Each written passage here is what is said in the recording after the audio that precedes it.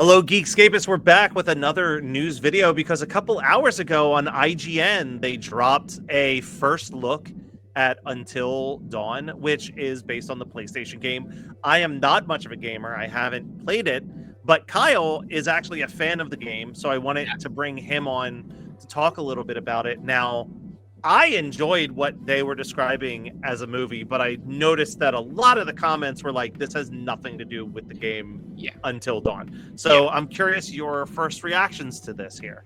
Yeah, so I mean, this first look, again, okay, so I'm not much of a gamer either, but because I don't play a lot of multiplayer, I don't do a lot of that other stuff, but what I do love, what I've always loved as a video game player, is stuff with a longer story, like a longer single story that I could do. I didn't love open world, I didn't love multiplayer, I just loved like a walkthrough story thing. And Until Dawn and all of those submersive games that had come out since then were all about, they were choose your own adventure games and choose your own adventure horror games in which every choice that you made would delineate what the ending would be, right? So Until Dawn, for the uninitiated, to steal our co-host Scott's phrase, for the uninitiated, Until Dawn is a game about a group of friends who go up to the mountain to celebrate and mourn and be with their friend who has lost his two sisters a year prior, at the same location on this ski lodge in the midst of winter. It's not a great scenario, as any horror fan would know. You don't just go to an isolated ski lodge ever, period, even with your friends. But and then depending on what you choose, there's a few different endings. And for the horror fans, Larry Fessenden is involved. There's the characters. It's Rami Malek. It's Hayden Panettiere. There's a few other notable names who are in this video game. Now, when the game was announced, as a filmmaker myself, there's a lot of questions. Is it going to be this straightforward interpretation? I mean, there are major names involved with the original video game. Are they involved? What is going on? And for me, separate as a filmmaker, as just an appreciator of things, I just try to let them happen in front of me and try not to dig too deeply. So Matt, I thank you, because this is truly my first look and even my first venture into any of the stuff that's been coming out about Until Dawn. I don't think there's been a lot, but this is the first look, and it looked completely different than the video game. We are not on a mountain. It is not winter. It is not cold and dark and mysterious. It is more, it feels more like some sort of meta universe thing that's happening, which I understand because the game has a multitude of endings and a multitude of ways that you can play. And that's the charm of the game. So then how do you emphasize that in the movie? Because then if you pick the movie, in some ways, if you just do a direct thing about the movie, then there's one singular ending, and that's not the fun of the game. So then how do you implement that? It gave me like a Happy Death Day kind of vibe. Like, yes, you die and you get to restart. Like, I like that concept. Like, and I think that there's fun to be had there. I do, it makes me wonder. I hope that some of the jumping off points are at least maybe similar. Because I think that we had just talked on. Well, this will come out before we talk about it on Horror Movie Night, but we are venturing into some grief horror territory in some of our upcoming episodes on Horror Movie Night.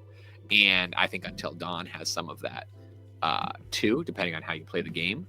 This doesn't necessarily feel that way. It does feel more fun and like meta universe and sort of like restarting your death or how you're going to survive. And I think, I have a question actually for you. What, like, in that first look, because it wasn't a trailer that we got. We got cast members and directors discussing what the movie will be with shots from the movie. Yeah. But at one point, I believe it was the director said, like, every time they wake up they're in a different genre of horror. Now, is that an Until Dawn thing, or is that kind of a new addition to what it seems like they're doing? Because that interests me, that we could do a werewolf movie, and like now we're looking at like Waxwork here, like this idea of an anthology film inside of a singular plot almost. Well, so all of the games from either Submersive or which is the I think the company's called Submersive. Again, not a game guy, so apologies for the people who are like screaming at the screen. But after Until Dawn, there had been a whole lineage of different sort of genre horror games that had come since then. And then within Until Dawn, there are different endings. There is a more supernatural realm. There is more of a like interpersonal and human horror realm, depending on the choices that you pick. So yes and no. I think they're parallel. I think that the movie, and I think that this first look presentation that they put out is going to be essential. Like, if I'm looking ahead, I think if you were to just drop Until Dawn as a movie without this sort of like first look and explanation from the creators and the filmmakers about what this movie is going to be, then people would be pissed. Okay. I think that I think that this is maybe a good. Spoiler alert: the people already seem kind of. The people already seem pissed, and I'm giving, because they put this out, I'm literally giving them the benefit of the doubt. They are doing what they've done is working on me. Yeah. You know what I mean? Like, I didn't hate it, but again, I'm not coming from any experience with the game. Right. I'm open to it existing in this realm. It doesn't feel like Until Dawn to me. It does feel like they're picking up the gears of what Until Dawn does and applying that to a movie. And I don't hate that. I mean, I've played through Until Dawn numerous times. Right, like Carly and I, my wife Carly and I, really, really enjoy those types of games. We get to play them together. Like, you can pass the controller back and forth. Like, you get to, yell at your partner for choosing the wrong fucking choice or missing the button that you're supposed to hit in a timely manner and like fucking up your choices. Like, you have this limitation on your choose your own adventure. So I'm intrigued. Tonally, visually, nothing makes sense. It does not feel like Until Dawn. I do not know what's going on. I think that they needed this little 1 minute presentation to be like, it's not what you think it is. Okay.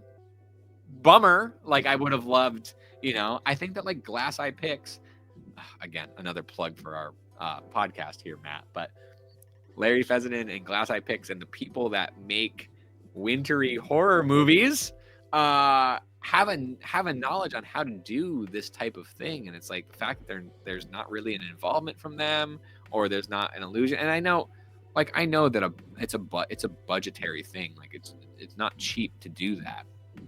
But at the same time, it's like, then don't. Then like, what are we doing? I don't know. I'm still excited to see it. I'm intrigued. I like the sort of the meta-ness or the repetition or the trying to survive multiple genres thing. I love when we twist that stuff. Just, it doesn't feel Until Dawn to me, but I'm interested in the flick nonetheless. All right. Well, thank you so much, Kyle, for your insight. And next time we have some type of horror or horror gaming related news, we'll absolutely bring you in for another one of these little news breakdowns. I'll be around.